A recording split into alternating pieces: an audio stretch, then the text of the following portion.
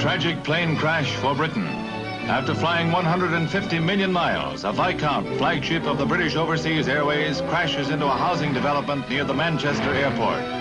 20 aboard the plane perished. 40 years ago, most accidents were caused by mechanical failure. Today, in 2 out of every 3 cases, the pilot is to blame. The reason is simple. Planes can be redesigned, but not humans. And in the pressurized atmosphere of a modern aircraft, a hot temper can be a fatal flaw. Service throughout Europe, and Britons devoutly hope it will be the last. Young man, let me tell you something. In the air, I am responsible for this aircraft and the lives of all on board her. And neither you nor anyone else, including the chairman of the corporation, is going to induce me to take her 1 inch off the ground until I'm absolutely satisfied she's in perfect order. Do I make myself clear?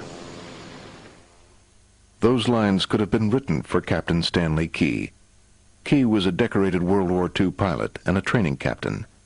But younger colleagues found him brusque and overbearing, and a stickler for discipline. Captain Key flew for British European Airways, later part of the giant British Airways. In 1972, BEA's younger pilots were fighting for better pay, and they were prepared to disrupt flights to get it, a tactic that enraged some senior captains. Among them, Stanley Key. On June 18, 1972, Key had a furious quarrel with a junior pilot.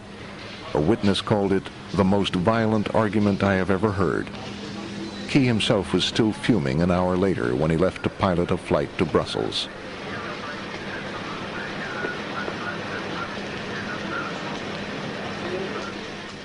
Key was a very senior pilot, and he was renowned to be a very good operator and a stickler for correct operation. The other 2 pilots were both quite junior by comparison.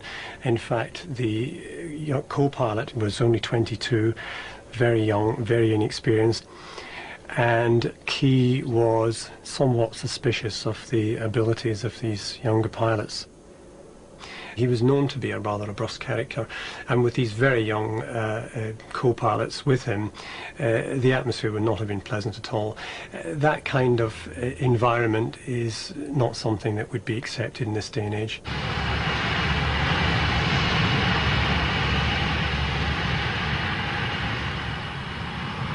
As the BEA Trident took off that Sunday afternoon, the atmosphere in the cockpit was poisonous. Investigators would later find hateful graffiti scrawled on the tray table of the junior pilots seated behind Key.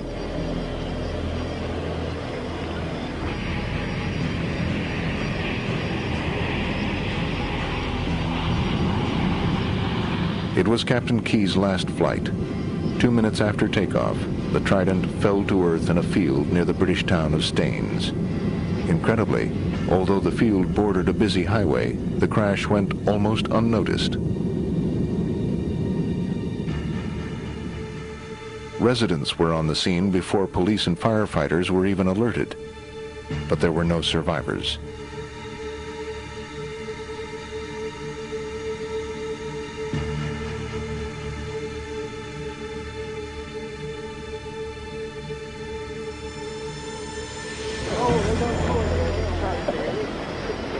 News of the crash spread quickly on radio and television.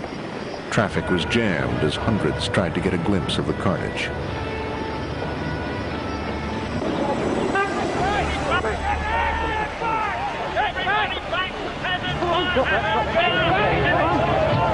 Come on, get back! Head goes up, we'll be dead, Lama. Come on, move!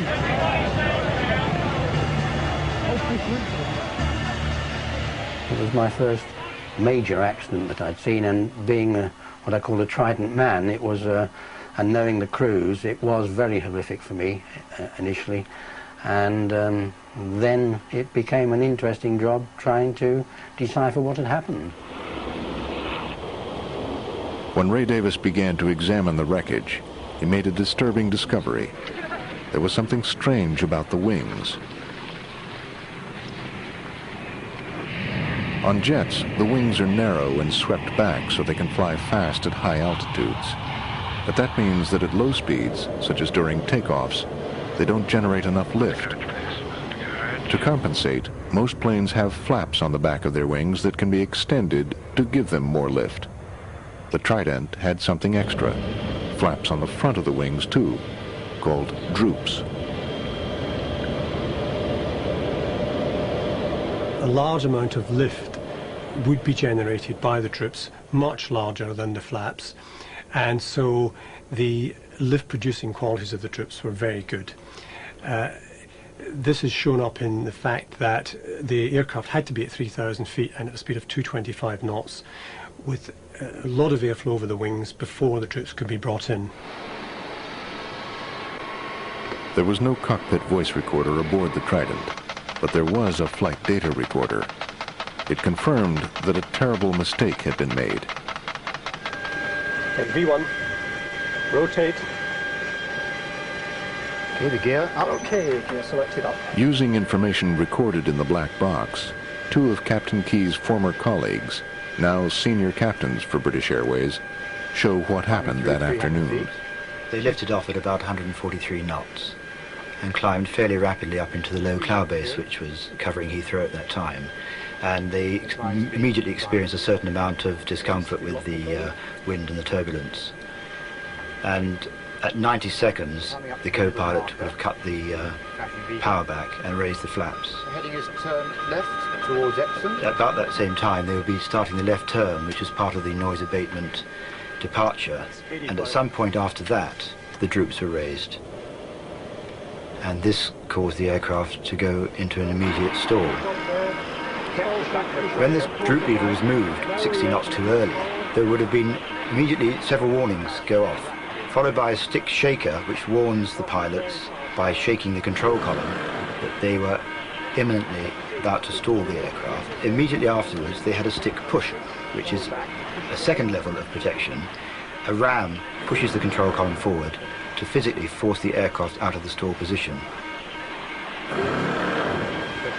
Somebody on that flight deck must have then decided that what they were getting was a false stick push situation, because the stick push was actually docked. There's a lever at the back of the console. That was pulled, and then the nose just came up and it went into the deep stall, because now there was nothing to protect it. And it is very easy to look at the graphs of the flight recorder and say, why didn't they do that, this, why didn't they do that? When it happens in real time, there is, in fact, very little time for anybody to recognize anything in a dynamic situation like that. There was a whole cacophony of sound and light going on, all at once, totally unexpectedly. The noise continued throughout, as well as the flashing lights, and the confusion must have been enormous. How could such an experienced pilot have made such a blunder? Or did he? With no cockpit voice recorder, investigators could only speculate. Then, a discovery. The pathologist called in by the Accident Investigation Branch began performing post-mortems. Looking at the captain's coronary arteries under the microscope revealed that he had severe coronary artery disease. There were clearly some changes which were acute changes in the form of hemorrhage into the wall of the coronary artery. Now that hemorrhage could have occurred a few hours before his death, but it's unlikely to be longer than that. Now we're unable to say whether it killed him or not. It is possible that it did lead to his death or unconsciousness or merely incapacitating chest pain. Maybe Key, distracted by pain, barked out the wrong command, which was instantly and fatally obeyed. Maybe he pulled the wrong lever himself, but no one dared question him. Maybe he died in his seat at the critical moment. A cockpit voice recorder could have given the answer. This was the one thing which was the pity, that this was the accident where we really did need a cockpit voice recorder. The flight data recorder will tell you what happened. The cockpit voice recorder will often tell you why it happened. And in this particular case, we didn't know that, and nobody could prove exactly what happened. With a CVR, we may have had evidence of a medical condition, we may have had an argument, we may have heard a command which had been misinterpreted, but without the CVR, nobody will ever know for certain With all the flight data recorder evidence we had and the wreckage evidence, nobody will know for certain what happened on that Trident.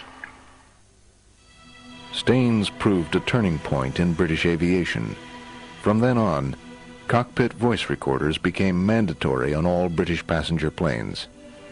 They're now standard equipment on nearly all the world's commercial aircraft. Staines also proved something else, that a captain's personality could be a matter of life and death. But it took an even bigger disaster to drive the point home.